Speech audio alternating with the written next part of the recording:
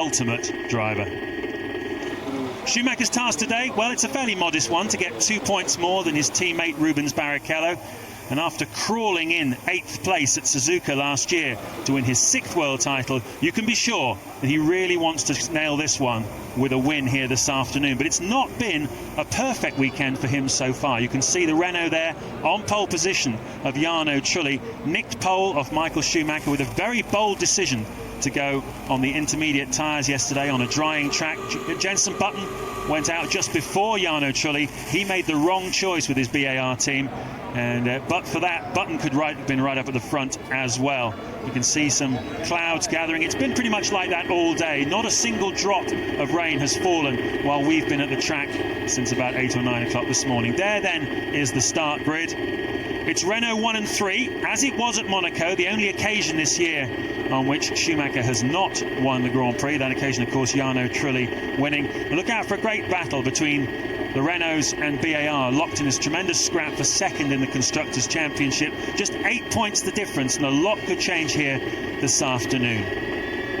Well, it should be an exciting race, partly because it's Spa-Francorchamps, but also partly because I get a sense that there's a real difference in race strategy here in terms of the fuel that people carried yesterday in that very strange qualifying session. And certainly on the weighbridge, the weight limits of the different cars, a lot of different people doing different tactics. It should be quite interesting this afternoon.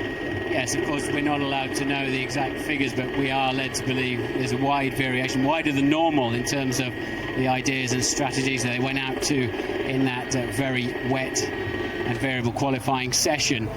Especially difficult here to make the decisions, James, because it's a long pit stop. It's a 50 miles an hour limit here, 80 kilometers per hour. It takes about 5 to 6 seconds longer here than most circuits. So it's 21 seconds plus the refueling and tyre stop, because the speed limit cuts in very early. So they do a long way at 50 miles an hour. And I think that plays heavily on the tactics too. But they were really all very much thrown a double six yesterday with the single lap wet qualifying.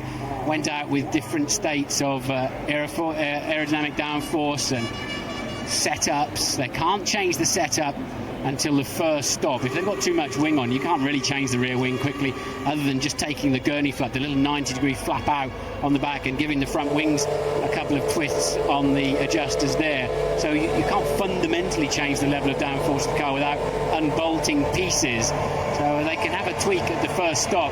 Meanwhile, they've got to live with whatever they chose to go out in for qualifying yesterday. So let's look at the wing angles as in the opening lap, certainly on this parade lap when the cars are going quite slowly. See how steep the rear wing is in particular, and the front wing a little bit more difficult to see. Looking at the speed trap times yesterday, Jarno Trulli, for example, 308 kilometers an hour through the speed trap, which is under 200 miles an hour. Jenson Button 320, so a significant difference in straight line speed, and that's what you were referring to when you spoke to Flavio Briatore, isn't it? Have they put too much wing on Trulli's car? Is he going to be a sitting duck on the straight? Yes, looking into that a bit further, and where they put the speed traps, obviously when it's wet you brake early, and I think some cars may just have been braking before the speed trap, giving a false impression of just how much wing they were carrying. But we'll find out soon. I think it's sort of generally expected that the two Renaults will lead into La Source, and Michael will then pick them off relatively easily because he'll have a better car while the Michelins are going through their graining phase. But let's wait and see what happens. Another man to watch, of course, Barrichello in 6th place. He's got a faster car than his grid position. And the best scrap, surely, as we've already pointed out earlier in the show, Raikkonen 10th, Montoya 11th, Jenson Button 12th. Well out of position, and we need to keep an eye on Sato back in 15th as well. The BAR Hondas definitely faster than their grid slots suggest. Certainly are. They got it very wrong yesterday on the tyres. Suggestions that Michelin have not necessarily brought the right dry tyres either for all of their cars. Everybody feeling that these tyres are struggling, really. They're a little bit too soft for the weekend. Only Toyota seem to be 100% happy with the tyres that they've got on the car. Bridgestone with Ferrari and Sauber, Jordan and Minardi as well, particularly with the Ferrari and Sauber teams. They seem very happy looking at the long runs in free practice on Friday when it was dry all day. The Ferrari looked awesomely strong and the tyres very, very consistent indeed. So Schumacher will be aggressive this afternoon. He will want to beat those two Renaults to clinch it with a win, as we said, but who knows? If he finds himself third in the first corner, he's going to have his work cut out. very grippy on the start line, James, on both sides. It's brand new tarmac. We haven't been here for 2 years. Very little racing gone on, and looks like it's tremendously grippy. And of course, a very short run. I wonder if the Renaults will be able to unleash their full start potential, because no sooner are you underway here from the front of the grid than you're in the braking zone for La Source. Absolutely wonderful circuit, this Spa-Francorchamps. It's the only shortened version of a classic racing track from the past that really holds its head up high.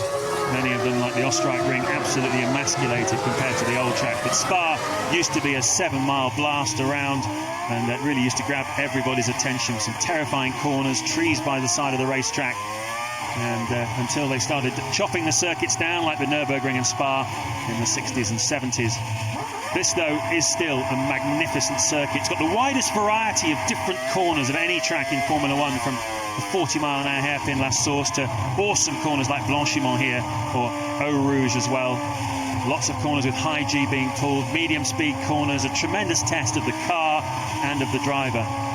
And was one of your favourites? You put it up there? Yeah, absolutely. Up in the top 3 of Grand Prix circuits. Absolutely no doubt about it. So we saw Michael Schumacher there just trying to get as much energy into the brakes, the tyres. And that's virtually lock to lock in a Formula One car, what you saw there. You cross your arms and it's just over a turn to go completely from lock to lock. And they're hopeless things to get in and out of the garage. They're about as opposite to a London taxi as you could ever imagine. This then is a high-level view of the new and generally disliked bus stop area.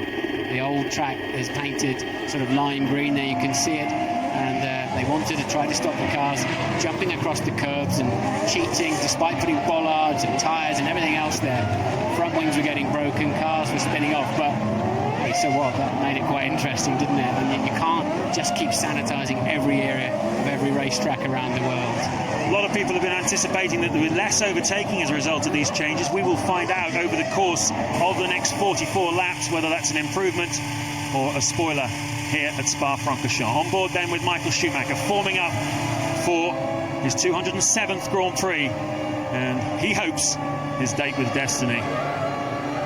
Truly, with his car already pointing slightly left, his intentions are absolutely clear. I'm going to get off the line and block Michael's path, but he wants to be careful Michael doesn't stream straight back up the inside, although Alonso could well be parked there. Hold on to your seats then. When the lights go out, Schumacher will be aiming to be in 7th heaven here at Spa-Francorchamps. Go! Trulli away well. Look at Alonso, look at Schumacher. Cuts across to try and block him.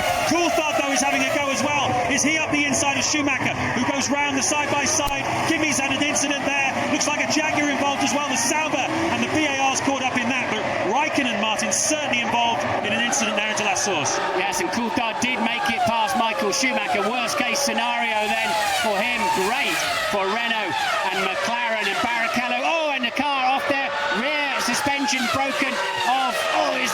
Wow, just missed him. Sartre then, and another spinner. They'll have to red flag it. We've now got a fire, so red flags will have to be out. It says safety car standing by, but I really can't believe it is deployed. Surely they've got a red flag this one. That was a very, very amazing series of incidents, wasn't it? All the way up the hill. Bruni in the Minardi. It's a very small fire, if a fire at all. He's waving, you can see, and that's Giorgio Pantano, who sort of ran into the back of him at quite slow speed, but there was a series of incidents. Clearly BAR involved in that as well, of Takuma Sato went sideways along the straight. That's the car of the Japanese just pulled off to the side of the track.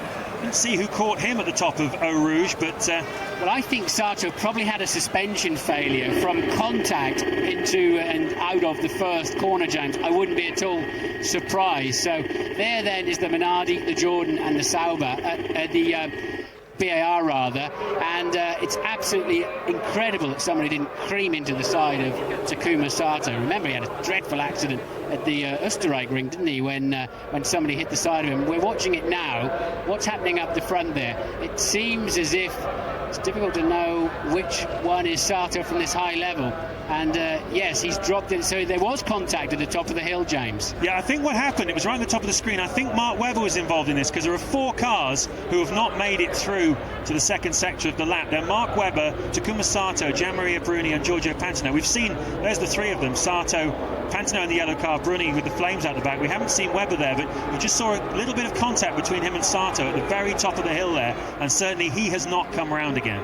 Yeah, I think that's, if we saw it again, we picked those two out, and I think you're absolutely right, James. It was contact right on the top of Radion, and Sato then spinning off. Webber then has ground to a halt somewhere out of view. This is Barrichello and Kimi Räikkönen on the top, and now we're going to see, there we go, yes, they did touch. Webber getting in to the left rear corner, and that's why he hasn't come around. His front suspension's gone completely. Button, it looked like, has already lost his front wing somewhere as well. Total carnage. One Minardi spinning the other off then, and then I have to say Pantano looking like he had a rather silly accident, an unnecessary accident. Button in the pits for a new nose cone. Yeah, Button, Massa, Baumgartner, Barrichello, Heidfeld and Panis all come into the pits. One of the drivers has just joined them as well. Who's that? No, Button back out on track. Here's another look at it. You can see Sato going up the inside, and there's I think it's a Sauber on his right. He's in the middle of a three-car sandwich at the top of Eau Rouge. Haven't seen that too many times before. No. And let's have a look and see which car that was. I don't think it was a Sauber. They'd be further back than that, I would have thought, because the Saubers are still busy running into each other behind the incident. So, and then, as I say, Pantano sort of having a I'll go and join that accident moment. But I know there's a reluctance to stop these Grand Prix because of all the TV schedules, but this is surely the case where you have to stop the race. A lot of contact in the first corner. We haven't seen a replay of that yet. Truly leads to Alonso and Coulthard. These are racing laps effectively. They all count towards the Grand Prix, and the drivers are now saving fuel crazily as well as they're going around, just coasting around, trying to keep as much fuel in the tank as they can and benefit from this. Ted. Here, Martin, the Ferrari of Rubens Barrichello did come in to repair some race damage. They were going to bring Kimi Räikkönen in because it's believed that he's also sustained some damage. McLaren have now stood down on that. You saw the button stop. They also put some fuel in that. And I can tell you from Williams that Montoya is pretty sure that he's also hit a Sauber, but he doesn't think the damage is too bad. You know, I'd like to see a replay of the last source. Here we go, right on cue. Watch out for Räikkönen. Yeah, Räikkönen just turns in on Massa. That looked like Räikkönen's fault already. There's a Jaguar nose cone gone. So a Toyota parking itself on the right-hand side. And that sort of triggered a concertina effect, and they were still all together when they got to Eau Rouge. Yeah, you could see there was a Toyota pulled off slowly to the right on the side. I wonder whether he had lost some bodywork, because it looked to me as though Mark Webber ran over a large piece of someone's front wing. That will obviously have caused him some problems going down the hill. He then found himself with Takuma Sato trying to pass him on the right, and I think it was a Sauber, I'm not quite sure who it was, on the right-hand side at the very top of the hill. Possibly Fisichella, possibly Massa, who knows, but either way, there were three of them abreast at the top of Eau Rouge, and that spelled trouble, and trouble we duly got. So here we are working round at the end of coming to finish the second lap. We're behind the safety car here at Spa-Francorchamps. That is race order. Trulli, Alonso, Coulthard, Michael Schumacher the top four. Not exactly the dream start then for Schumacher's dream day. Räikkönen has done very well to get himself up into fifth. Has he sustained damage? Montoya sixth, same question. Fisichella seventh place, Pizzonia eighth, ninth Clean, 10th Ricardo Zonta, who started at the very back of the grid, so he's really benefited from all of that carnage on the first lap. Jenson Button we saw having to make a pit stop. He lost his nose cone front wing, so he is down in 11th place, which ironically is more or less where he qualified. He was 12th on the grid. Massa is back into the pits again, so clearly whatever's wrong with that Sauber is not getting fixed. And Rubens Barrichello is also in again. Now here's a view from Montoya's car of the start of the race. I think what happens is the Jaguar gets itself out of shape, and Montoya takes the pair of them, but just behind him then is where Sato and the Jaguar of Webber got it together. That's the third car in the sandwich. They are. The third man is revealed as being Juan Pablo Montoya, as Rubens Barrichello comes into the pits. Also Felipe Massa as well. You can see work going on to the right rear corner of that car. So we've got 16 runners, 2 of them wounded by the looks of it in the terms of Massa and Barrichello. Panis recovered from whatever it was that parked him up on the exit of turn 1 of the first lap. and is now up into 13th place. So the 16 runners, assuming these two get back out, it looks like the Ferrari's been tagged at the back then, and it's quite a long job. Of course, you know how much load goes through that rear wing, and they just can't be thrown on with a couple of clips or screws that they've really seriously bolted on to the gearbox of the car, and that's why it always takes some time. But with such, we've got a pace out there of 3 minutes 28 behind the safety car, so they've got a couple of minutes. They can still probably get Rubens to the back of the pack again. Engine will be off in case, well, it would absolutely overheat, although the Sauber, I don't know if they've restarted that or he's kept it running. They're just trying to put some fans in now, but I would have thought it makes a lot of sense to just switch that off. There then is the car park at the top of the hill. There's another one across the other side of the racetrack. A replay of the start. The two Renaults away beautifully. Coulthard getting himself nicely in position to nail Michael Schumacher on the exit. He'll run him high and wide. Schumacher will have to lift out of it. So you've got Renault, McLaren. There's Panis's problem. And then the rest of the midfield just all in the same spot. There you can see, I think the Jaguar of Mark Webber, car number 14, we saw involved in that incident at the top of Eau Rouge, is being pushed out of the way. Unfortunate for him. The Jaguar team, well, they've had 9 blank weekends already this weekend, this season, where they've scored no World Championship points, and their main man is out of the picture. Christian Klein is still in 9th place, though. Opportunity for him perhaps to score points. Barrichello has had his rear wing replaced, his engine restarted, and he goes back out on track.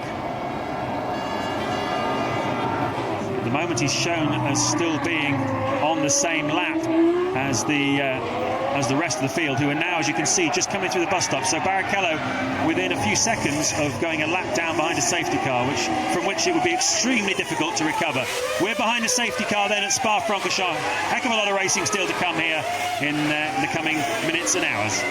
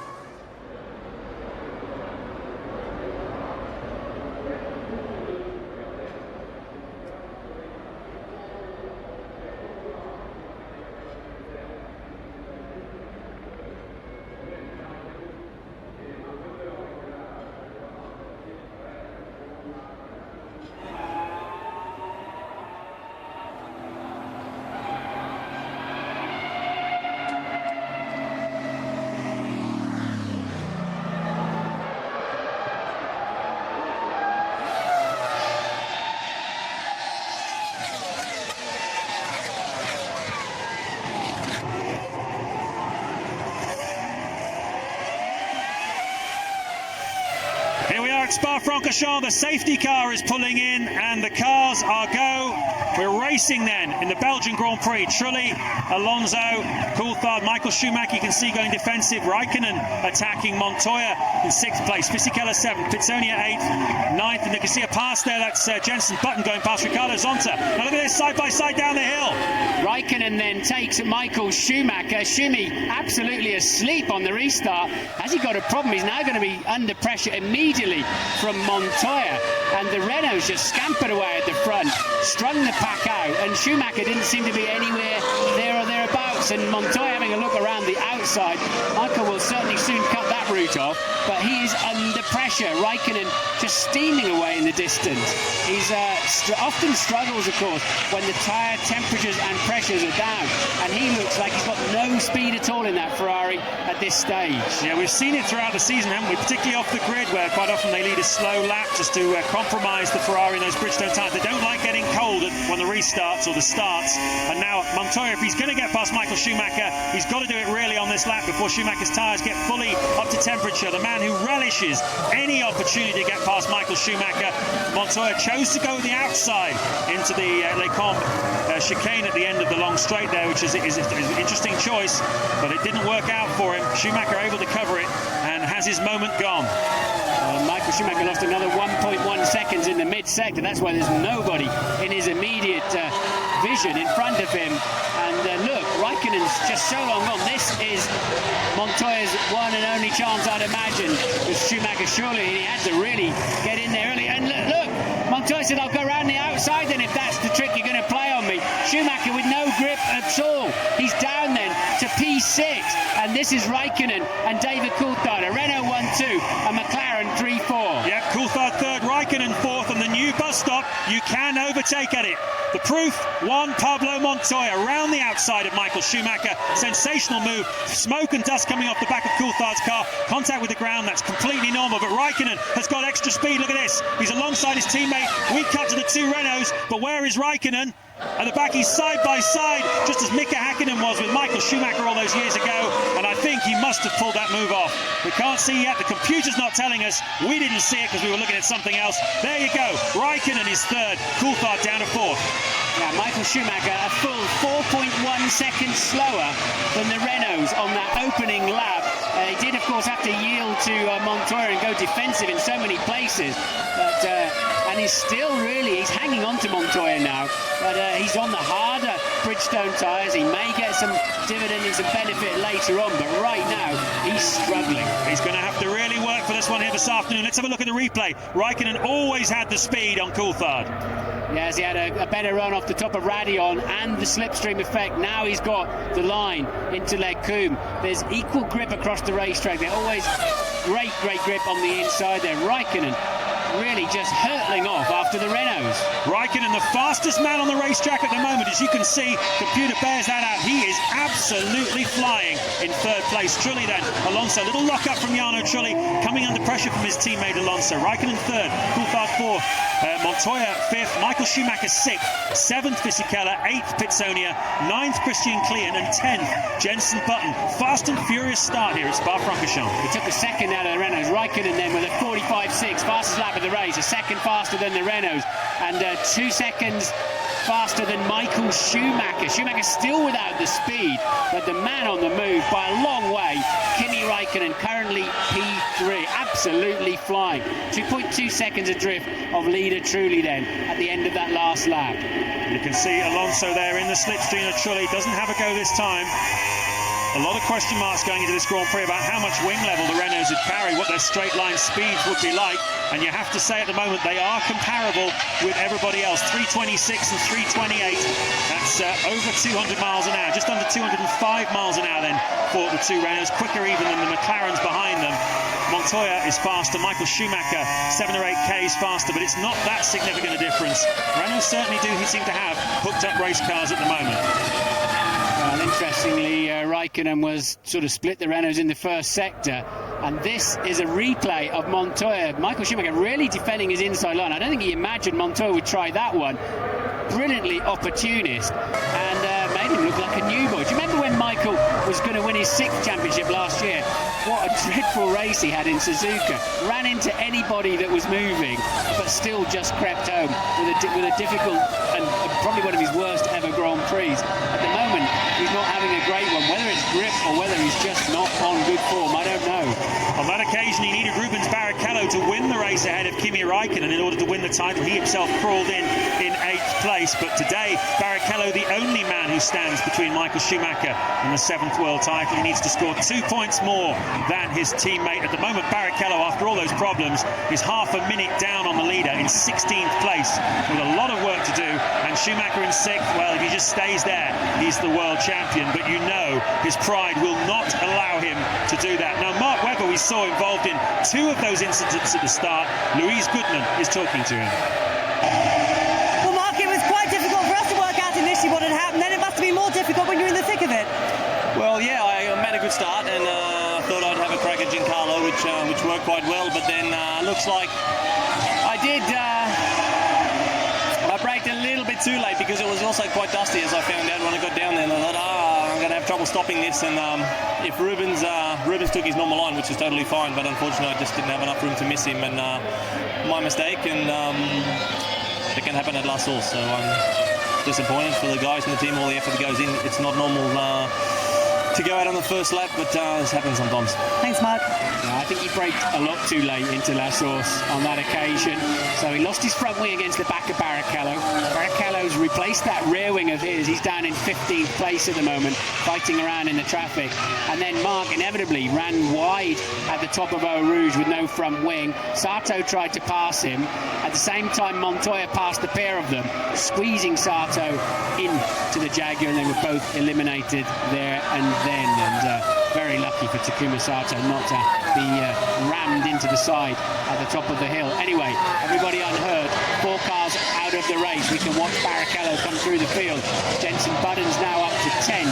The lead of truly over Raikkonen was 1.8 seconds. It's now 1.9 seconds. And Raikkonen then a tenth slower than the Renaults that time. And now Michael Schumacher getting into the 1 minute 46s. And we've noticed also Fisichella's slow on the Bridgestones at this stage. And so they're taking a time to come in. So now I think you'll see Schumacher beginning to find the pace we were expecting. Well, it's interesting because on Friday Schumacher was in a league of his own on the long runs. His pace very, very consistent. Renault didn't seem to have much pace in the pre-practice, but here today they're very consistent, going very well. And you can see there Barrichello, that's putting a move on Nick Heidfeld. That's Barrichello then up into 14th place, now 35 seconds behind race leader Jarno Trulli. And as I say, the Michelins at the moment on this Renault being very consistent, delivering up some good lap times. We had a lot of rain here yesterday. The track, all the rubber was washed off the track, and very little running at all. No dry running of any description for anybody. And well, it's a bit of a lottery going into today's race. No one was quite sure what was going to happen, and we still don't know how much fuel everyone is carrying. That will start to become a little clearer, I think, in the next 5 to 10 laps when they start making their pit stops. There you can see Antonio Pizzonia. He's in the last of the points paying positions at the moment in 8th, backing up, replacing Ralf Schumacher once again, looking for his 3rd points finish in a row. And Ted Kravitz has news for us. We're talking about fuel, James. I'm down here at McLaren. 4 seconds now, the gap between Raikkonen and Coulthard. And surely, guys, Raikkonen is fueled less than DC. I'll tell you what makes me think that is during that safety car period, McLaren were out ready for Kimi. So that was his window. He could have pitted then and refueled if he wanted to. So what about it? A few more laps less for Kimi than DC? I think it's possible. They fancied Kimi on pole. He was very quick in the wet and just got caught out by a little bit of extra rain. He is carrying more downforce. It's quite clear to see. He's got quite a bit more rear wing on than Coulthard has. Clean pits in the remaining Jaguar. So maybe as the track's so green, that's giving him his pace at the moment. And watch out for when they pit. I think everybody is absolutely clueless, apart from the people running each individual car, as to when they'll be in the pits. But Jaguar then the first to blink. So we had 4 laps under the safety car. This is lap 10. Obviously the cars will have saved some fuel during that period. They will have used considerably less fuel than they would at racing speeds, but that's still a pretty early stop then for Christian Klien. I think Mark Webber, you can safely say, would have also been pitting pretty early in the Jaguar. We're told by the F1 ITV pit crew that the Renault team are getting ready likely to receive one of their two drivers as well. Certainly qualifying first and third yesterday was partly due to an inspired tyre choice, but clearly it may have had something to do with carrying a little bit less fuel as well. This is going to change the picture considerably with Raikkonen and Coulthard now. Raikkonen 2 seconds behind Trulli and Coulthard 6 seconds behind Trulli. You can see there is the crew. We're being told it's for Jarno Trulli, Martin. Yeah, surely Michael Schumacher is fat with fuel. He's running 6th, doing a 46.6. Fisichella on similar, probably not quite as good tyres, running 7th, just behind him, virtually matching his pace. And so you've really got to think Michael's hauling. It costs about 3.5 tenths per 10 kilos of fuel around there. It's one of the longest lap of the year as well, 4.3 miles, and truly they're getting very untidy over the curbs at the new bus stop. And here you can see, hitting the pit lane speed limiter, visor up. The race leader then comes into the pits on lap 11. Alonso takes the lead with Raikkonen very close to him now, 1.1 seconds behind. Coulthard also has crossed the line. Montoya goes into 4th. Michael Schumacher's going to go past as Trulli finally reaches the pit box. Yeah, it's a long way down there at 50 miles an hour. Seems like an eternity. It seems like you've parked almost. It's a horrible feeling. The engine's spluttering away on the rev limiter. The car feels dreadful. It doesn't feel like the brilliant thoroughbred you've just taken through Blanchimont. It feels like a stuttery old thing you're trying to drag home. I think he's come out between Jenson Button and Ricardo Zonta. If that's the case, he's re-emerged in 9th place, Jarno Trulli. Certainly saw Button go through. There's quite a big gap there between Button and Zonta, 6 seconds, and we believe that he's slotted himself into that. So Alonso leading Raikkonen, Coulthard 3rd, Montoya 4th, Michael Schumacher, Fisichella, as Martin said, more or less the same sort of lap times for those two. You can see Massa here on the attack. It's Ricardo Zonta in 10th place. Zonta started last, of course, had a very poor qualifying, spun off and generally got himself out of sync. And so from the back of the grid, he is up to 10. What interested me on Klean's out lap, not that he's really a contender this afternoon, but he did the fastest middle and end sector of anybody so far in the race. So the new Michelins are looking, when they're brand spanking new, are looking quite handy. We'll watch out when we see Trulli get up to speed. Very well spotted, Martin. Yeah, absolutely true. I tell you who's going really quick at the moment. That's this man, Fernando Alonso. Fastest middle sector of anybody so far. Is he about to make a pit stop? They quite often space them a lap apart. No, it'll be perhaps 2 or maybe even more. So Trulli was carrying considerably less fuel than Fernando Alonso. You use, well, nearly 4 kilos of fuel per lap here. And as Martin said, every 10 kilos of fuel is worth almost 4/10 of a second. So even a couple of laps here is quite a significant time difference in qualifying. Well, Takuma Sato we saw involved in that 3 in a breast tackle at the top of Eau Rouge. He's now talking to Louise Goodman. Takuma, you were really a victim of events happening up ahead of you in that race, weren't you? Yeah, really extremely disappointed. Sorry to interrupt you, Takuma, but we've had a spin there from Alonso, but he has managed to keep going. It's cost him the lead. Raikkonen has gone through. He has rejoined, but well, that was a very dramatic incident. Yeah, I think he's just dragging some. There he goes again. He's got oil spilling out on his rear tyres. Would be pretty sure of it. Alonso then, that is definitely out of the lead. He'll not get out of there. He'll be buried down. And Alonso then, I would be sure, has got an oil leak at the back of the car. Raikkonen leads the Grand Prix. David Coulthard second. A couple of Toyotas did drive out of there, but not once when you first break through the gravel. The car bellies out on the under tray, and that's as far away from the pits as you can get. Look, turns in normally, and he will be more surprised than we were even when it just swaps ends. And he'll think, how did I make that mistake? I don't think it was his mistake, because he has another sort of pathetic spin, really, and it's totally unpredictable spin when he gets to the bottom of the hill in the hairpin. And that is a McLaren. I think it's David Coulthard with a puncture then. Coulthard, well, just crawling back to the pits. All going off here. What a dramatic lap. This is lap 12 at Spa-Francorchamps. We've lost race leader Fernando Alonso, and now David Coulthard, who was in second place behind his teammate Kimi Raikkonen, has got a right rear puncture and has got to coast around. I wonder if it's because of debris left on the track after all those accidents in the first lap. Certainly we've seen quite a few punctures. Indianapolis springs to mind, where carbon fibre left on the racetrack had a huge puncture caused to well, Ralf Schumacher, of course, and Fernando Alonso. Very dramatic moments then here at Spa-Francorchamps, and Ted Kravitz has news for us. Oh, James, it happened at exactly the wrong moment. The team came out when DC must have just been going up the straight after Eau Rouge, so they knew, he told them on the radio, they knew that he had a problem. The tyres were out. The team is still in the pit lane now and not for the unscheduled stop. But is DC going to make it back? Well, as long as the carcass of the tyre either flies off like a polo mint and gets out of the way, or stays where it is, as long as it doesn't unravel itself and start smashing the rear wing to pieces.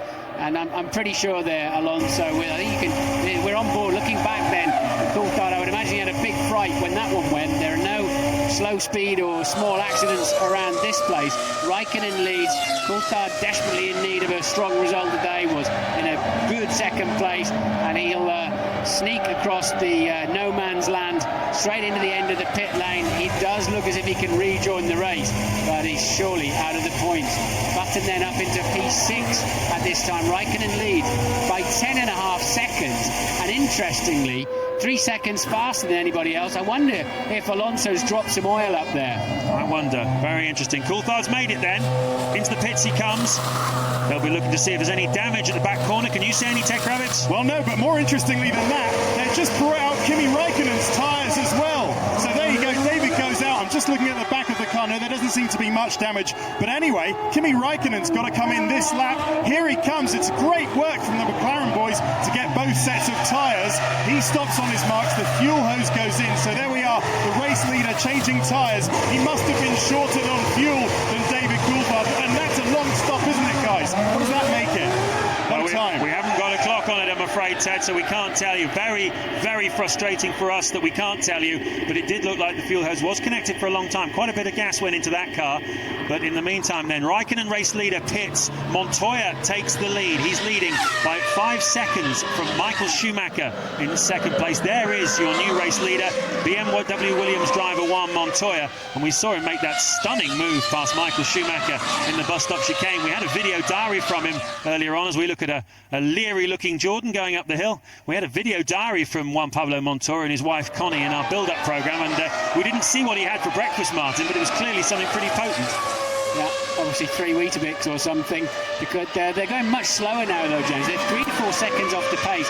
I'd be pretty sure that Alonso dropped quite a lot of oil, and that is Barrichello thinking he's going to pass the Toyota of Panis, and nowhere near when he got there. The Toyota with some pretty good speed then at the end of the straight, and that is a fight for 10th and 11th. Panis, and look, Barrichello, again, that's where Alonso spun off, so locking the wheel on the way in. The track is pretty shiny in certain parts at the moment, and cars all look a handful. Montoya leads by 1.5 seconds then.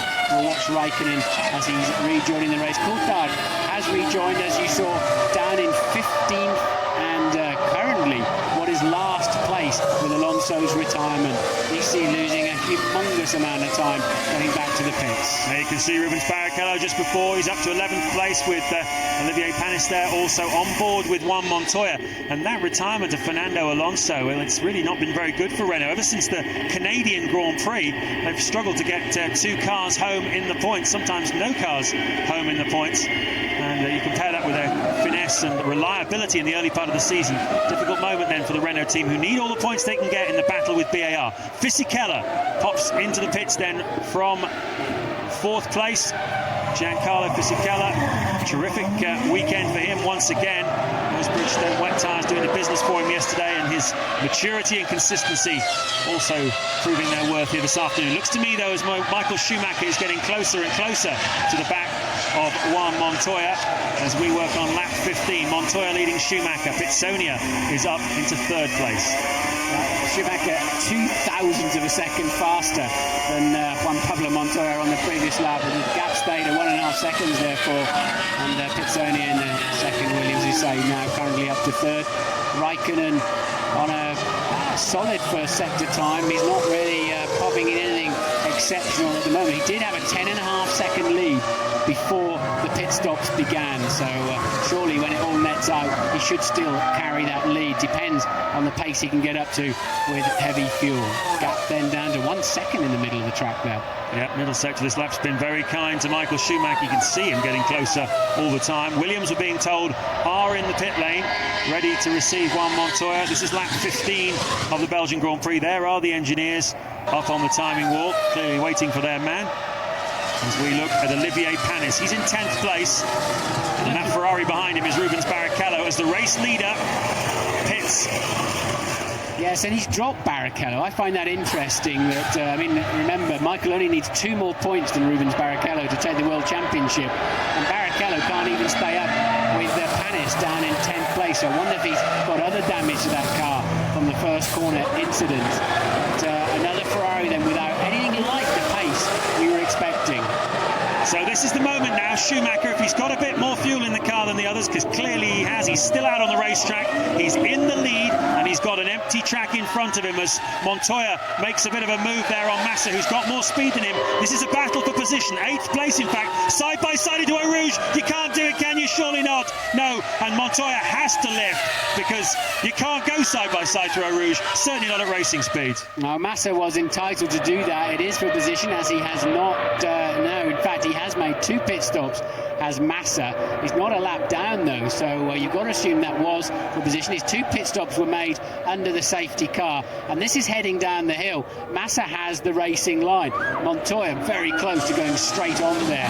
So that plays beautifully into Michael Schumacher's hands, because Montoya only had just over a second on him before the stop. And as I felt earlier on in the afternoon, the Ferrari with just about the heaviest fuel load. Yeah, we did see Kimi Raikkonen though put quite a lot of fuel in there, obviously playing a different tactical game. At the moment his pace is pretty reasonable, and Michael Schumacher is not taking an enormous amount of time out of anybody. We're not doing purple sectors here on the computer, Michael Schumacher, so it's been a modest in-lap if he is coming in this time, as we're being told by our pit crew. Yes, the race leader, yet another different race leader, ducks into the pits. Alonso's led this race, Trulli has led it, Raikkonen has led it, Montoya has led it, Michael Schumacher has now led it, and guess who's leading it now? Antonio Pizzonia in a Williams, yes, leading the Belgian Grand Prix as Schumacher pits. So his in-lap was solid rather than brilliant, as you say, James. Let's see, with a fresh set of tyres that haven't been round on 4 laps behind the safety car, whether they'll give him more grip and the speed he was expecting to have. Zonta's also pitted in the Toyota. And where's Raikkonen? There then is Montoya. It's cost him. He's still tucked up behind Massa. So Michael Schumacher then has cleared Juan Pablo Montoya. Where's Kimi Raikkonen? Yeah, part of the reason for that is that Massa's lap there, Montoya stuck behind him, a 1:48.7 compared to Schumacher, who's doing low 1:47. So right there, 2 seconds gone for Juan Pablo Montoya, just being behind Felipe Massa. And of course he had to back right off the throttle in the middle of Eau Rouge. But here, filling in for Ralf Schumacher, super sub they will call him from now on, is Antonio Pizzonia. He's leading a Grand Prix for the first time in his career. Okay, he hasn't made a pit stop, that's the main reason why he's in this position, but nevertheless he's seen P1 on his pit board, and what a wonderful feeling that must be. Well, we're waiting to see how far ahead of Michael Schumacher Kimi Raikkonen is as Baumgartner pits. Pizzonia then with a good amount of fuel on board for qualifying. Jenson Button stopped once. He's showing in 4th place at the moment. Trulli down in 5th. Don't know where he's disappeared to. And doing not very good lap times at all on this second set of tyres. There's Michael Schumacher. There'll be cries of foul because Massa, of course, with a Ferrari engine and gearbox and Bridgestone tyres, very much cost Montoya some time and that position. Certainly did. It was a bit of a circumstance there, wasn't coming out of the pit lane right alongside Massa into Eau Rouge, and someone's got to give in a situation like that, because only one person's ever tried that there. Pizzonia comes into the pits then, the 6th different race leader of this Belgian Grand Prix. There he is, and Kimi Raikkonen is being shown, whoops, a bit slow away by Antonio Pizzonia. 7.9 then on the stop for the Williams driver. Jenson Button up to P2, but yet to make a race stop. He's been in once under the safety car. Raikkonen then leads Michael Schumacher by 12.9 seconds now. So he's gained another couple of seconds during all of those stops. Looking good for Raikkonen at the moment, but none of the Michelin runners are going particularly quick. None of them at all, James. No, absolutely not. What an amazing first 17 laps we've had here at Spa-Francorchamps, and as you can see, there are 27 still to go.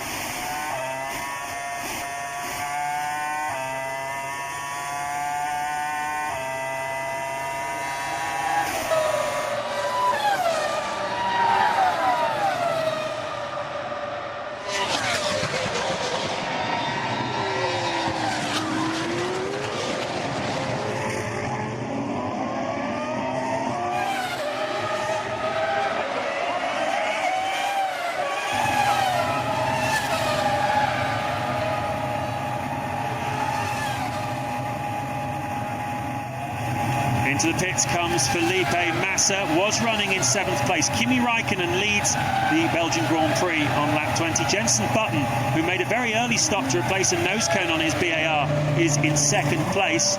Michael Schumacher, well, he's up into 3rd place. Let's see how that happened as Massa exits the pits. Yes, truly with very poor pace at the moment. Michael Schumacher just breezed past him between Blanchimont and the bus stop. And Massa was also about to give him a hiding before he came in the pits. Look, and this is how easy it was. No chance for Trulli to go defensive, and no point really. He was missing a good 10 miles an hour there. And now he's got Montoya for company. This is for 4th and 5th places. Well, what's very interesting is the speed trap, which is at the very end of the long straight after Eau Rouge, shows Trulli's going a very healthy speed through there, almost 200 miles an hour. But it's in the final part of the lap where Trulli is really struggling. Louise, perhaps you can shed some light on it. Well, I've just been down to Renault to see if there's anything they can tell me about what's going on with Jarno Trulli. Clearly some kind of problem. They say it's not a technical issue. He's just really not happy with the rear of the car. He doesn't have any confidence in the car, so maybe his tyres. So he came off Blanchimont very slowly then, which is why Michael just had so much momentum. We just saw Fisichella bouncing across the grass, I think at the Fagnes chicane, losing the many aerodynamic pieces from the side of the car, the barge boards in particular, and that will hurt his progress enormously, make his car virtually undrivable. And now Montoya really on the ragged edge, and he's got less of a run. And truly, will he try the same move he used on Michael Schumacher? Will Trulli know he's there? No, he will not know he's there. Jarno Trulli then spins out of the race, and Pitsonia passes his teammate. Yeah, Pitsonia nicks through. Jarno Trulli put into a spin there by Juan Montoya. He knew he was behind him. He knew he was desperate to get past him. But when Montoya tried the same move on Trulli that he put successfully on Michael Schumacher in the early part of the Grand Prix, it put Trulli into a spin. We're joined from the BMW Williams garage now by Frank Durney. Frank, you're seeing the same pictures as us. Tell us what you think. What happened to be, because I haven't got my earplugs into the drivers, but it looks like he tried to get a bit too close there. Maybe he wasn't seen, and round they both went. Bit of a shame.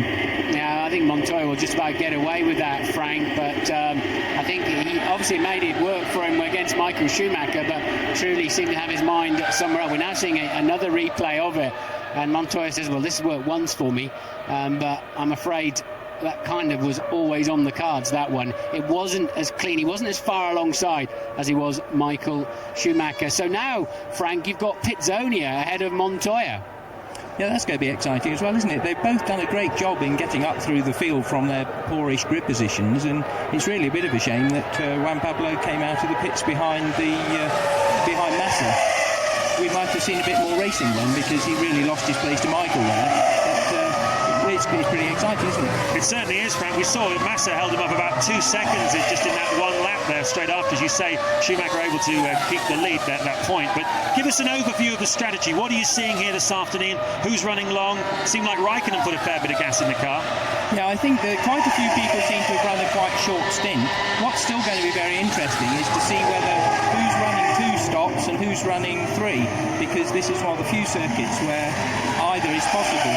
And so I think it will be quite interesting. By 2/3 of the way through the race, we'll probably know who's going for only 2 stops, and that will show a big difference in competitiveness, I think. Jenson Button pits then from 3rd place. Out he pops onto the racetrack. You can see there is the Ferrari popping out. Incident involving cars 3 and 7 will be investigated after the race. That's Montoya and Jarno Trulli. So that's going to be interesting, isn't it? So that means that he will, whoever they decide, if anybody was at fault, as Barrichello then with a lot of extra speed against Fisichella and takes the position. Remember, Fisichella, that's 6th place, is minus his barge boards, and his car will be sliding a lot and generally hurting the tyres more and more.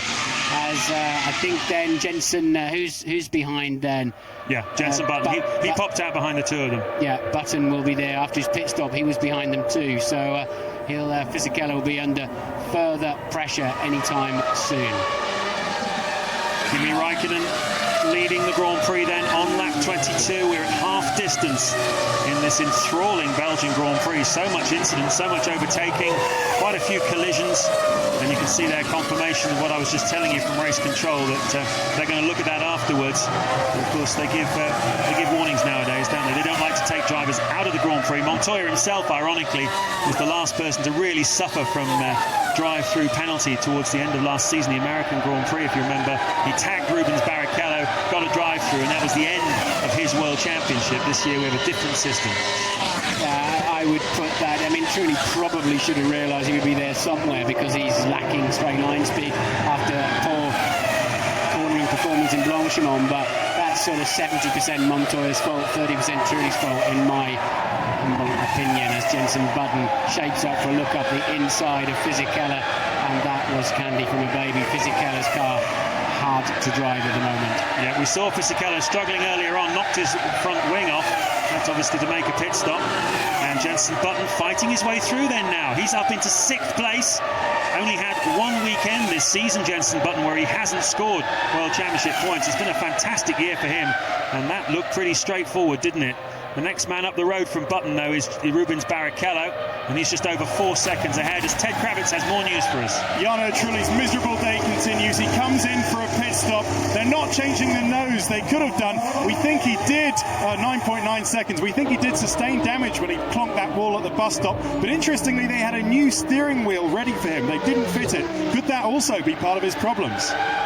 Yes, maybe they're just getting everything ready they can to, without enough information. But truly then was also being passed by Panis in the Toyota. So he was falling back quickly. He'll try a new set of tyres if he can find some pace that way. Jenson Button up into 6th place now then.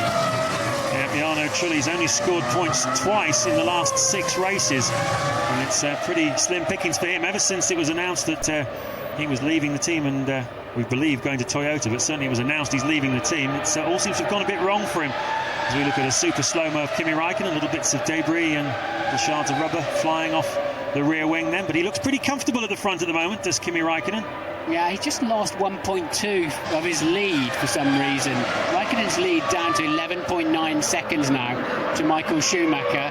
Pits only a further 11 seconds behind. Barrichello pits from P5. He's all out of sync, having had a new rear wing under the safety car. And there he is, coasting in at just 50 miles an hour. Still that looks fast if you're standing there with your foot on the front jack. Lollipop comes in. He'll turn over and say, you've got to put your foot on the brake to make sure the spindles don't spin, and then it'll be select first and the lollipop goes up and you go.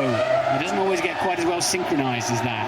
But Barrichello away then. It's so difficult to work out all the various strategies this afternoon, how it's going to play out. We know they fueled Raikkonen very long. Surely he's on a 2-stopper. That looked to me like Barrichello being fueled through to the finish, because we're just past half distance here. That was an enormous amount of fuel. Barrichello pitted then from 7th place. He'll have dropped behind Zonta, Massa, probably Panis as well, and maybe even Christian Klien. So Barrichello back to either 10th or 11th place at the moment. Räikkönen, his lead still being cut down by Michael Schumacher.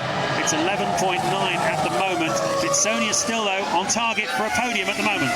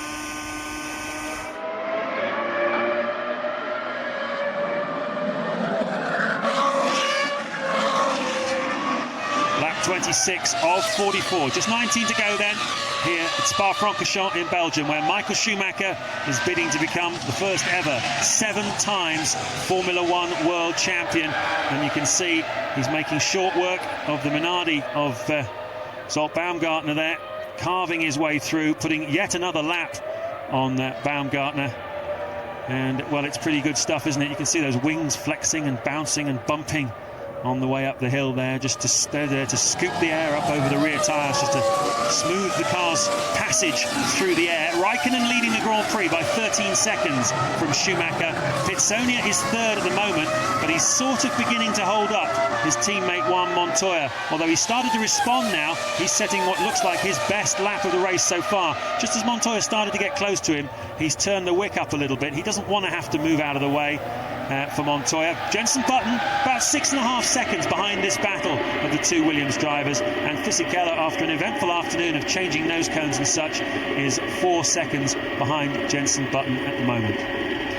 Yes, so Pitsonia then, he wants to stake a claim for a Williams drive. Should Button not move from BAR, and he does not want to be moved over from Montoya. Montoya got into the dirty air zone, and for sure they were in danger of having to tell Pitsonia to move out of the way, and he has responded.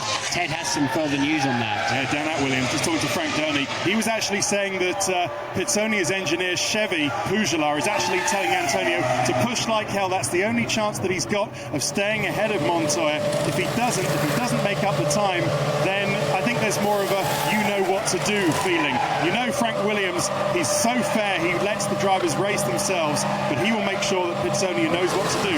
His teammate, who's faster, is behind. Should be pushing like hell anyway. This is Formula One racing, this is the sharp end of it, and he shouldn't need to be reminded of that. Certainly this man doesn't need any reminding. Kimi Raikkonen pushing as hard as he knows how, and this is his way. His lap time at the moment, a 1:46.2 on the last time, that's lap 26. Michael Schumacher's lap time in second place, 1:46.2. He's not catching the race leader, who has looked, you have to say, pretty good ever since the British Grand Prix, or really ever since this revised version of the McLaren was brought out. Raikkonen's driven it very, very strongly indeed. And while he ran in a second place to Michael Schumacher in the British Grand Prix, having qualified on pole position, had a woeful start to the season. But in this new car, he's got a lot of optimism, and he's got some new bits coming on for Monza in 2 weeks' time. They'll be testing them in the Monza test next week. And Kimi Raikkonen at the moment is looking pretty good to notch up his first Grand Prix victory of the season. It would be his first since Malaysia last year. It's been a long, long wait for Kimi Raikkonen. He's been there or thereabouts. He's had terrible luck. He's had wings flying off, engines blowing up. But right now, he's looking pretty good. Only his second ever Grand Prix victory, but Michael Schumacher just easing the gap back though. 12.6 seconds at the moment. Pitsonia in third, a further 14 seconds adrift of this man Michael Schumacher. So he's pushing hard. If he's going to take the championship, he wants to do it with a win. We all know him well, but he doesn't appear to have that incredible pace we were expecting during the Grand Prix. But Barrichello in the sister car, of course, who's got to somehow score ahead of Michael Schumacher today to keep the World Championship alive, is very slow. Down in 9th place, can't catch Panis in the Toyota, doing 1:48, when Michael Schumacher's doing 1:45. So has Barrichello got further damage from that incident in the first corner when Mark Webber ran into the back of him? Remember, of course, Barrichello's also on the softer Bridgestone tyre. Is it just too soft? Well, I wonder, but he certainly had a big whack from Mark Webber, didn't he, into turn one. Webber himself putting his hands up there in the interview with Louise Goodman and saying, it was my mistake, and I hit him pretty hard, knocked his rear wing off. Certainly had to replace it. Barrichello lost a lot of time in the pits, and as you say, Martin, struggling a little bit, over a minute behind the race leader now in 9th place, and crucially out of the World Championship points. It's all a little bit academic though. Schumacher only needing 2 points more than Barrichello to clinch his 7th title, and only 16 laps here to go, and Schumacher is turning the wick up. That last lap, a 1:45.503, a couple of tenths of a second faster than Kimi Raikkonen's best lap, which had been the fastest lap of the race so far. Schumacher is going for it. Now, we saw Fernando Alonso leading the race earlier on. He's talking to Louise. Yeah, the best and the worst of it, leading the race and then 2 spins, but they didn't look to be totally your fault. No. We had, unfortunately, a problem in the car. We had to investigate anyway. But seems like we had an oil leak. I saw in the car coming from the engine, we think, and was going to the rear tire. So probably it was the starting of blow up. Probably. Bad news in your championship battle against VAR. Yes, but this you never know what can happen in the race. Maybe in the next race they have a problem. Next one we have. It's always like this. We have to work in the drivability, we have to work in the performance, and I think we can do it. Thanks, Fernando. He's remarkably calm about that, isn't he? He was driving beautifully, had the car well set up, nothing he could do about those spins. Pizzonia then still comfortably staying ahead of his teammate for 3rd and 4th. Michael Schumacher keeps setting fastest laps in the mid 45, 1 minute 45s. Raikkonen's trying to respond, the gap 12.1 seconds. David Coulthard, 3rd fastest man on the track. Remember, he lost about a minute and a half with a puncture, and he was now down in 13th place, but quickly catching Jarno Trulli in the 2nd Renault. Kimi Raikkonen comes into the pits then. You're not seeing that. You're seeing the Williams is out on track, but he's just gone past our commentary position. The race leader in the pits then. Ted. And this is very good thinking, quick thinking from McLaren. They've seen the same thing that we've seen, that Michael is turning up the wick. And this is another long stop. They're going to think this should get Kimi to the end of the race, guys. What's the time on that? It should get him to the end of the race. And he's got a great chance of winning this one. Certainly has. He's driving beautifully. He had a 12-second advantage over Michael Schumacher before that stop. Michael Schumacher has taken the lead. Pizzonia is in 2nd place as Montoya dives into the pits. Yes, I don't think Pizzonia will be in 2nd, James, because Raikkonen beat him out of he was still ahead of him on the road. I can see Pizzonia just creeping round La Source as Raikkonen joined the racetrack. So I think that was extremely good news for Kimi Raikkonen. He's not going to get mixed up with the Williams, one of which pitted anyway. I would imagine Montoya thinking he's just got to have a different strategy to clear his teammate as he can't drive up and pass him. What's this? Jenson Button. Jenson Button's got together with a Minardi, and I was just about to say they were going to halve the points advantage Renault has over them. Here at Spa-Francorchamps, Button on target for some points, but look at that. The tyres let go, and the poor old Minardi, absolute passenger in that one. Absolutely shocking luck for him. Jenson Button, the right rear Michelin, letting go pretty much at the maximum speed point. Yeah, he'd already got a puncture. They're trying. Again, it's these shards of carbon fibre from the first lap incident, and there's loads more on the track now. Surely they'll have to bring the safety car out to clear that one out at 205 miles an hour going in there. They're having to sweep the way through. But what they're talking about is making the teams cover the carbon fibre in a Kevlar or another material that just contains the pieces.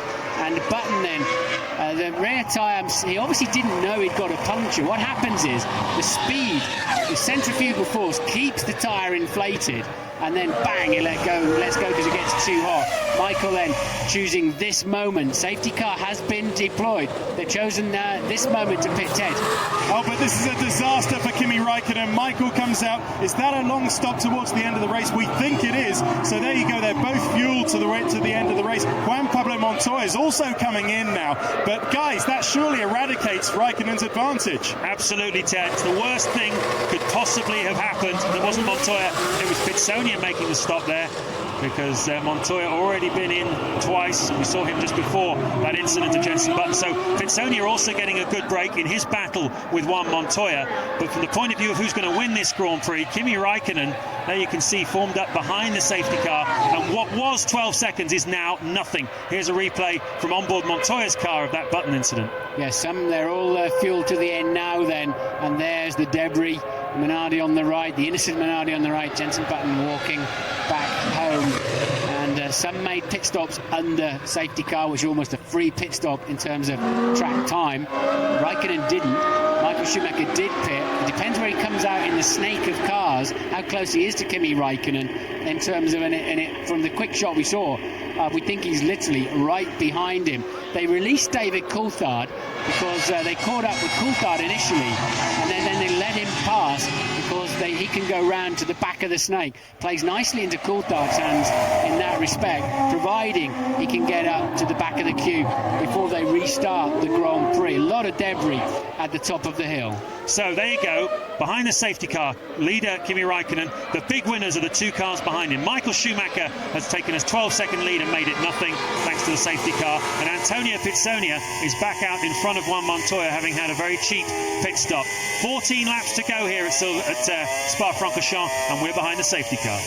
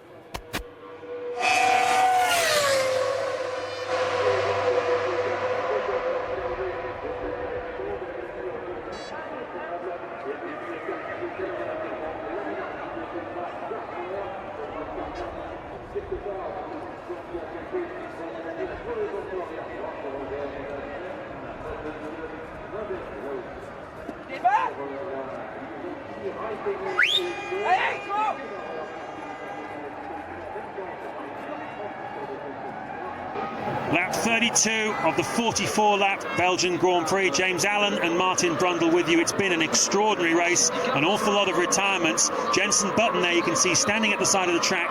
He had a 200-mile-an-hour tyre blowout right on the long straight after Eau Rouge. He collided with Zolt Baumgartner's Minardi. Both of them are out of the race. And here, also out of the race, is Antonio Pizzonia in the Williams. Pulling off to the side of the track then, Pizzonia. We're looking...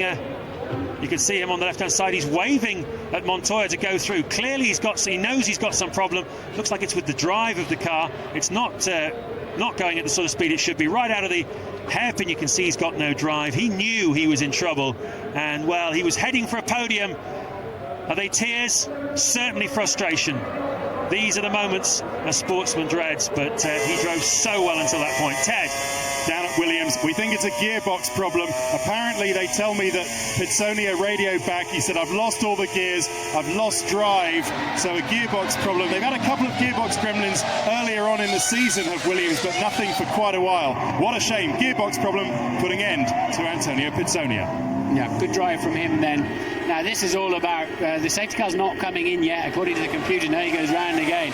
So Michael Schumacher will be feeling under a lot of pressure here. Remember, his car doesn't appear to have good grip after a safety car pair. We saw that earlier in the race. Barrichello now up into 5th place there. It's all played into his hands after the early disaster of turn 1 of the first lap. Michael knows he's got to stay so close to Kimi Raikkonen because Montoya is ace at these restarts, done a lot of it in America, and Michael knows he's either going to be giving out pressure to Raikkonen or receiving a lot of it from Montoya. You can see he's working very hard here to keep heating the tyres. We saw early in the Grand Prix we had a safety car right at the very start, and after that Michael Schumacher dropped several places. He was passed by Coulthard, he was passed by Juan Montoya spectacularly into the bus stop chicane because his tyres not up to temperature, and well, Montoya will be looking to capitalise on that again. They will want this safety car to go as slow as possible. Raikkonen will make sure they go as slow as possible. Louise Goodman, though, is with the boss of the BAR team. We've seen Jenson Button crashing out. Perhaps Dave Richards can shed some light. Yeah, I am with Dave Richards. It's been a bad weekend for the team. Really been a very lucky escape there for Jenson. Yes, obviously it's a high-speed part of the circuit, and he got away with it relatively lightly, I'd say. Now, the Michelin technicians have been to see you. Have they been able to shed any light on what had occurred? Well, clearly not. We need to look at and quite frankly, with the amount of debris around there now, it'll be hard to tell. But it's obviously a high-speed part of the circuit, and a bit of debris pickup. Who knows? Bad luck, David. Thank you. Yes, I think Jenson was very lucky that the Minardi was parked alongside him. Unlucky for the Minardi, but he was just keeping out of the way and letting Jenson go through. But I think otherwise Jenson would have speared off heavily to the right at a bad angle. So as strange as that may seem. And there's also some concern on that curb on the inside there of the bus stop. It's quite a sharp angle, but it was Jenson's right rear that was damaged or blew up, not his left rear, which is the one that would be damaged on that curb. So you've got to assume it would be debris. Raikkonen then leads from Michael Schumacher, Montoya, Barrichello showing 4th now. Zonta from last on the grid, 5th, Massa 6th, Fisichella 7th, Panis 8th, Klein 9th, and Jarno Trulli 10th. Coulthard has joined the back of the pack. Well, I tell you, the luckiest man out there has got to be Rubens Barrichello. He had to have a rear wing change earlier on. It looked like he was totally out of this race, but you can see there he is on the racetrack. Not long ago, I was telling you, he was a minute behind the race leader. The safety car has changed all of that, and he's now just 3.5 seconds behind the race leader. He's at a 56.5 second present. Amazing. It always amazes me that in the high-tech world of Formula 1 there's a man with a broom cleaning up while they're losing tyre pressure, losing tyre temperature, and we're waiting for this race. It's an amazing race to get underway. Michael Schumacher just can't stay close enough, can he, to the gearbox of Kimi Raikkonen. But it has to be said, it was Michael who had the pace before this yellow flag situation, the safety car situation. Michael had the faster car. Certainly did. Ferrari guys waiting for the restart. We're all waiting for the restart. There you can see Pitsonia. He's not waiting for the restart. He's just waiting for a lift back to the paddock. We're being told that the safety car is going to come in at the end of this lap, and that's what we all wanted to hear. We'll have 11 fast and furious laps then to the finish of the Belgian Grand Prix.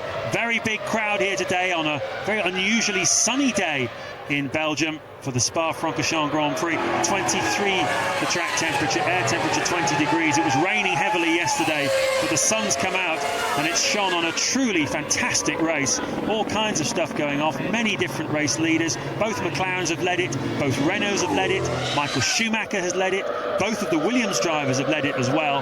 Who will lead lap 44?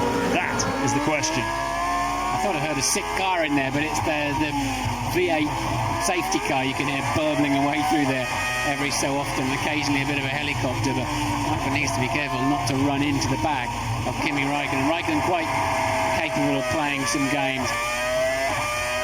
And Schumacher will turn off the traction control. Look at the front left tyre. Look how low the pressures are. The tyre's waggling around on the rim. That's just how low those tyre pressures have got in a half-speed corner, really. That was absolutely extraordinary. We'll talk about that in a moment. But Jenson Button, who had that 200-mile-an-hour tail blowout, is now talking to Louise. Jenson, very nasty incident. I don't suppose Jock Baumgartner will see it this way, but it was kind of lucky for you in a way that he was there. Otherwise, you'd have been in the barrier, wouldn't you? Yeah, I mean, it was lucky in one way, but then it could have been horrific if I'd hit his back tyre. So we were very, very lucky. I don't think I've ever been that lucky in an accident. So. How much warning did you have of that puncture? Not very much. There's a bump on the straight, and after the bump I felt something was wrong. I thought we might have had a failure, and then it just snapped and I couldn't do anything. I mean, the problem is as soon as you lift off the throttle you get a different sensation through the rear wheels, and that causes the problem. But that's what you obviously do naturally. Thanks, gents. Still a few bits of blackout on the track there, still a few, probably rubber, I think, more than debris. One hopes so anyway. Certainly we've seen a heck of a lot of debris going down, but this is the crucial moment now. Michelin tyres on the McLaren. Bridgestones don't like these restarts on Michael Schumacher's Ferrari. Look at Montoya in position as well, close up behind. Raikkonen's waiting and waiting. The safety car is going to come in. He's playing cat and mouse. He's going and then stopping. He's really teasing Michael Schumacher. There is the safety car, a long, long way ahead. When will Raikkonen nail that throttle? Will Montoya? We won't be able to pass him, remember. No one can pass anybody until they cross the start-finish line. But here we go. He's gone. And they're attacking as the way down to the bus stop chicane. Montoya can't pass Michael Schumacher until this race is restarted, though. I wonder if he knows that. He's not close enough to pass him anyway. But Raikkonen playing the games we expected, just backing the pack right up. I almost expected Schumacher to draw alongside and say, get on with it. But at the moment, he's safe from Juan Pablo Montoya. But how long will it take for the Ferrari to get up to speed? At the moment, he looks like he's got better grip. It's Montoya that's locking his wheels. There comes Clean up the inside of Olivier Panis. That's for points. Yeah, that is for points for the Jaguar team. Panis is 8th at the moment. Coulthard then, after his tyre blowout, has gained back much of the time lost. He's just behind Jarno Trulli. Kimi Raikkonen then leads the Grand Prix. Michael Schumacher is 2nd. Montoya is 3rd. Barrichello is 4th. Zonta, who started last, is now in 5th place for Toyota, with Massa in 6th place behind him. 7th Fisichella in the other Sauber, and now 8th. Heading for his first points finish of the season, the first of his career, is Christian Klien in the Jaguar, having just passed Olivier Panis there at the restart. But at the front, how is Michael Schumacher doing? Are his tyres coming up to temperature yet? Can Juan Montoya pass him as he did so spectacularly after the first restart early in the Grand Prix? Here's Klien, look at young Klien here, having a go at Fisichella. This is for 7th. Well, remember, Fisichella's missing some barge boards and aerodynamic pieces after he bounced across the grass, and he's on the Bridgestones that take too long to get up to speed. Klien, they're sort of wasting a lot of energy darting around. He needs to pick the moment and seize it. And Fisichella just calmly taking the racing line. David Coulthard has passed Jarno Trulli and is now right up behind Olivier Panis, and is now in with a great chance of some World Championship points, some consolation after he's running 2nd so nicely earlier on. Well, a tremendous amount of talk behind the scenes this weekend about the rules for next year. The team owners all getting stuck into what kind of cars we'll have next year, but the answer is there's nothing much wrong with Formula One at the moment when you get days like this, is there? Absolutely tremendous racing. All you need to do is put it on good tracks like Spa-Francorchamps. Keep it away from the places where nobody can overtake. Hockenheim, you got overtaking. Bahrain, we had overtaking, and here we've had absolutely loads of it. And it looks to me as though Christian Klien is intent on doing some more. Yeah, this is going to be a good fight to the end.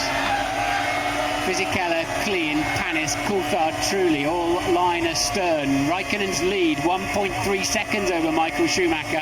Schumacher clearly with a better car than he had at the last restart. Montoya further 1.2 down, and Coulthard with a better speed on the top of Raidillon. More speed then into Lecombe, and he takes the position away from Panis. Klien next in David Coulthard's sights. Yeah, Coulthard up into 9th place. Terrific move by him. You can see Fisichella there in 7th place. Up the road from him is Felipe Massa in the sister Sauber. But, Massa had a few problems himself on the opening lap, some damage, contact with other cars. Fisichella has had a new front wing, so nobody really of these guys has escaped any kind of injury, except Christian Klien. He's got a healthy car under him, and he looks looks like he's pretty intent on doing some work here. Raikkonen leading by 1.3 at the front from Michael Schumacher. Further 1.2 behind them is Juan Montoya. Rubens Barrichello fourth, a second and a half behind Montoya. Zonta still there in fifth, and as we said, Massa in sixth at the moment with just 9 to go here at Spa.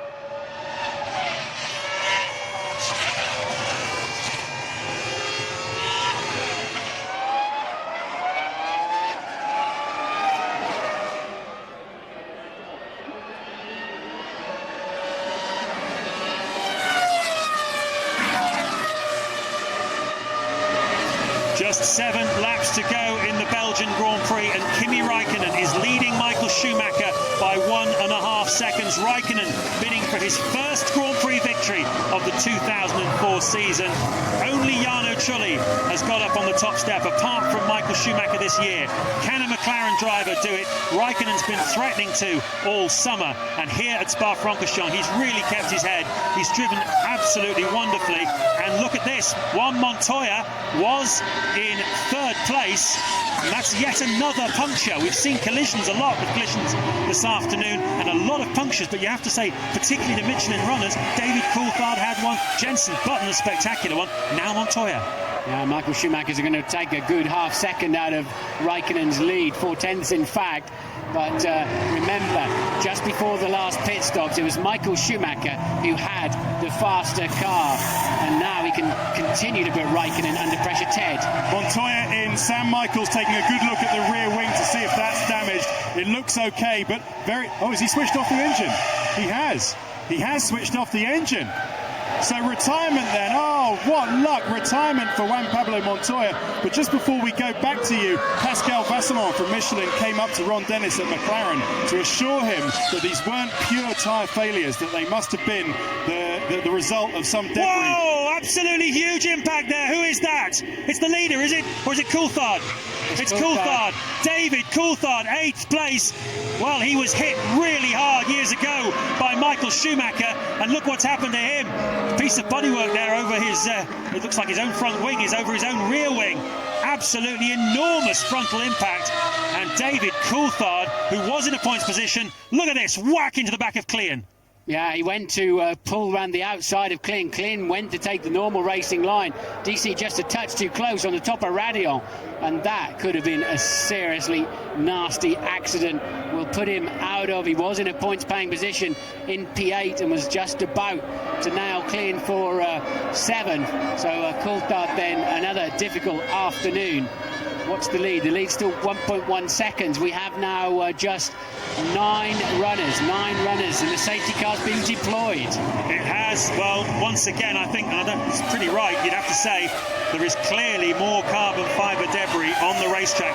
That has been, as much as anything else here this afternoon, the story of this Grand Prix. We've had collisions. They've led to little bits of carbon bodywork and parts of suspensions being left on the racetrack. It's cut tyres, and we've had high-speed blowouts because there are so many high-speed parts of this Spa-Francorchamps circuit. The latest victim is David Coulthard, but Jenson Button has also fallen victim to it. So has Fernando Alonso. And, well, it's very much, as I say, one of the stories of this Grand Prix. So another restart, another safety car procedure first, then another restart. Just 5 laps to go here. And we've seen how the Michelin tyres tend to prefer the restarts compared to the Bridgestones. Is this going to play into Kimi Raikkonen's hands? Is this going to give him that little advantage he needs? As you can see again, that horrifying shunt for David Coulthard. Yeah, he managed to keep it out of the barrier, so his suspension should be intact. I don't know, a lot of, I mean, he's lost his camera, I noticed, and other things like that, so a lot of debris streaming back over the car. And I don't think Clean made a big move. He obviously surprised David Coulthard. Coulthard very, very close and beginning to move around the outside, just as Clean decided to head towards that side of the track. One of those things, I think, but surely Coulthard out of the race, and another chance then for Michael Schumacher to close up on Kimi Raikkonen.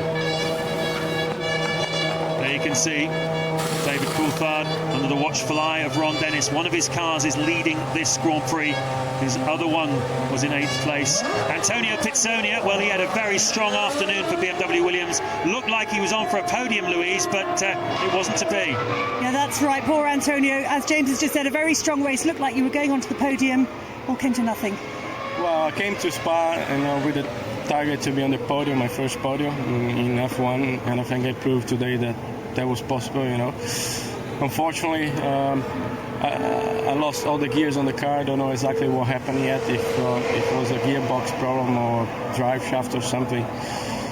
It's a bad day for the team because I just heard Juan Pablo had a problem as well, and we'll see. Day to forget for sure. But like you say, you came here with a point to prove. Do you feel you've proved something? I don't know. I think it's up to you guys to judge that. I know I can do a good job, and I think I'm doing a good job for the team. Bad luck. Thank you. I think without doubt he proved that he can run at the sharp end of a Grand Prix and was handling it nicely. When we saw the forward shot, the head-on shot there, Clean did move across the track a bit more than it first appeared. Whatever, he is entitled to do that. It's the racing line, but he quite clearly surprised David Coulthard with that. Coulthard did graze the barrier, as we also saw from that face-on shot. Can he get back to the back of the pack? And I'd just be slightly nervous of what else is damaged on that McLaren, but more debris on the racetrack then. We know that Raikkonen can control the pace and should have a quicker car, certainly over the first 2 laps of the restart. Only 10 runners then. The last man to retire was Juan Montoya, and Louise has got him as well. Juan Pablo, I was expecting you to be storming out of the garage. You're looking fairly sort of calm. Oh, what can you do? It's racing. It's not the first time that happened, and what can you do? It seemed you had a puncture, but then you've retired the car. Was there some other issue as well? No, when the tire broke, I don't think it was a puncture. I think something major happened on the rear tire. It just broke all the rear suspension, broke everything. safer to stop. Thanks, Juan Pablo. Thank you, Louise. Working hard down there. Let's just recap on what happened this afternoon. Then the first lap crashes triggered by Mark Webber took out Sato, Webber, Bruni, Pantano. Also put Rubens Barrichello out of contention, it seemed. Had to change his rear wing, but he's managed to fight back.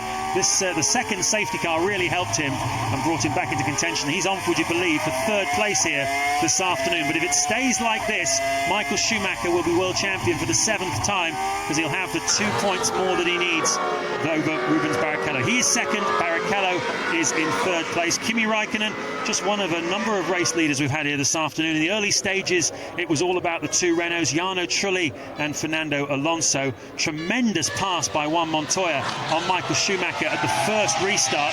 Safety car coming in this lap then. Jarno Trulli, well, he was put into a spin by Juan Montoya. A very, very speculative passing move that will be investigated after the race by the stewards. That put Trulli right down the field. He's now in 9th place. Tremendous battle then between Montoya and teammate Antonio Pizzonia, who then had to retire. We've just heard from him.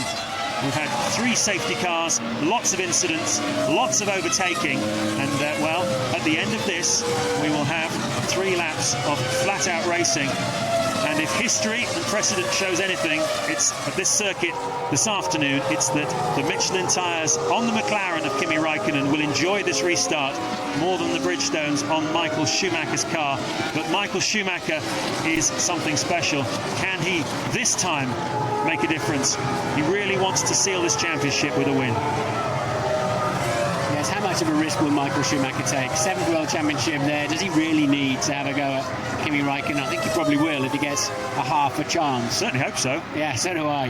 But Raikkonen then, he can control the game here yet again. He's getting quite good at this afternoon. And the McLaren will be frustrated that it was the incident with Klein and Coulthard that created this safety car. But or will they? Because Michael Schumacher was just getting into his rhythm again.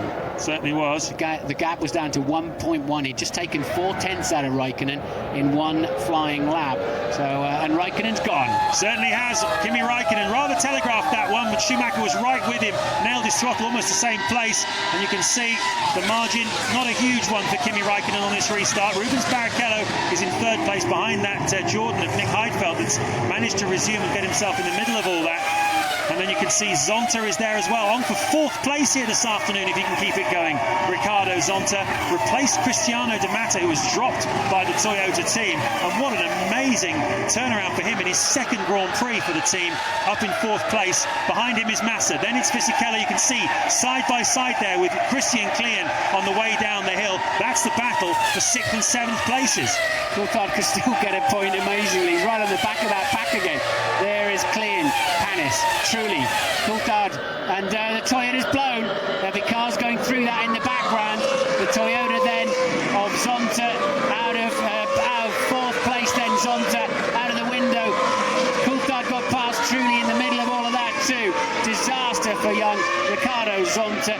2 Brazilians who have been so unlucky this afternoon. Yeah, both of them trying to get themselves a drive next year, Pizzonia and Zonta. We're riding on board with Michael Schumacher, and that grey and black speck in the distance is Kimi Raikkonen. Look how hard he's pushing. Look how hungry he is to win his first Grand Prix of the season. Fantastic drive today here by Kimi Raikkonen, really underlining his class. And it was very telling on Friday when Ross Brawn had a press conference. He was talking about what happens in the years after Schumacher, and he said, well, I think Rubens Barrichello would be a worthy successor. And everyone said yes. He said, but then again, he said, we have got an eye on Fernando Alonso and Kimi Raikkonen. And certainly here this afternoon, Kimi Raikkonen has really underlined his credentials. Ron Dennis will have him nailed as hard down to his contract at McLaren for as long as possible. Certainly judging by this performance, he really, really wanted to beat Schumacher this year in this all-conquering year for Michael Schumacher, and he's just 2 laps away from achieving it. What about Barrichello as Raikkonen sets a new lap record of 1:45.1. He's got some grip, hasn't he? Fuel getting nicely down now as they home in on the end of the Grand Prix. Barrichello up in 3rd place. He was last at one point. He had a new rear wing early on in the race, which is normally a park it and go home. Incredible afternoon of racing, but Raikkonen is absolutely fine. And Coulthard passes Panis. That's for 7th place. He's now got 2 points in the bag, and he'll be having a look at the back of Klein for the second time this afternoon quite soon, and he'll be somewhat more cautious this time. Certainly will, having hit him last time and knocked his nose off. A spectacular crash for David Coulthard. His eyes are going to be the size of saucers at the end of this Grand Prix. He's got a Jordan to navigate first, the lapped car of Nick Heidfeld, 4 laps down on the race leaders. Let's hope he gets out of David's way as quick as possible. There you go, well done Nick, and Coulthard is after Klein again. I tell you, super brave stuff from Coulthard, because having sort of straight along the barrier 180 miles an hour, the nose came off above his head, wiped the camera out just above his head, and he's gone back out and nailed it. Quite impressed with that. Raikkonen, though, even more impressive with a 1:45.1. Lead was 2.3 seconds. Barrichello falling away, 5 seconds behind in third. So Massa and Fisichella in the 2 Saubers then, 4th and 5th. Well, Kimi Raikkonen absolutely flying his last lap, a 1:45.1, and that's as fast as anything we've seen here this afternoon. Mesmerising pace from this young man from Finland, Kimi Raikkonen, just 24 years of age. Look at that, extraordinary pace, the kind of driving we're used to seeing from Michael Schumacher, and now he's going to cross the line to start his final lap of the Belgian Grand Prix. Schumacher is over 2 seconds behind him, and his world championship is his, provided he can just complete the last lap. He's now 3.5 seconds behind. Surely he's settled for second on the road. It'll hurt him to finish second on the road. He doesn't like it at all, but he will have his 7th world title with Rubens Barrichello third behind him. Nothing he can do to prolong this championship battle.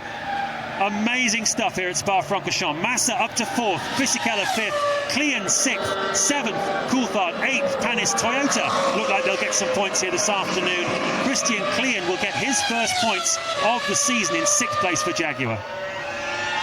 He will indeed. Panis and Trulli look like they're going to miss out on the points. There are just 10 runners at the moment, with Heidfeld bringing up the rear in the Jordan. The sort of day where Jordan and Minardi might hope they would steal some points, but doesn't look like it's going to happen. Minardi's so unlucky, being then Bruni getting caught up in somebody else's accident on the first lap, and then Baumgartner just taken out of the race as Jenson Button had a puncture. So they've been plain unlucky, but at the moment then it's Panis bringing up the rear in 8th place for the final point. Raikkonen, Michael Schumacher, Barrichello, Massa, Fisichella 5th, Klein 6th, Coulthard up to 7th.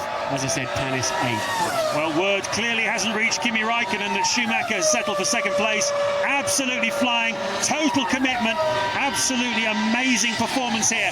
Into the bus stop for the final time. A 27 race losing streak for Kimi Raikkonen comes to an end. He missed out on the world title by only 2 points last year, but he's beaten Michael Schumacher in the Belgian Grand Prix. A magnificent win for Kimi Raikkonen. Well done to him, but Michael Schumacher gets his 7th Formula One World Championship on a truly eventful day for Formula One racing. Some questions certainly to be answered after the Grand Prix, but no doubt who the winner is.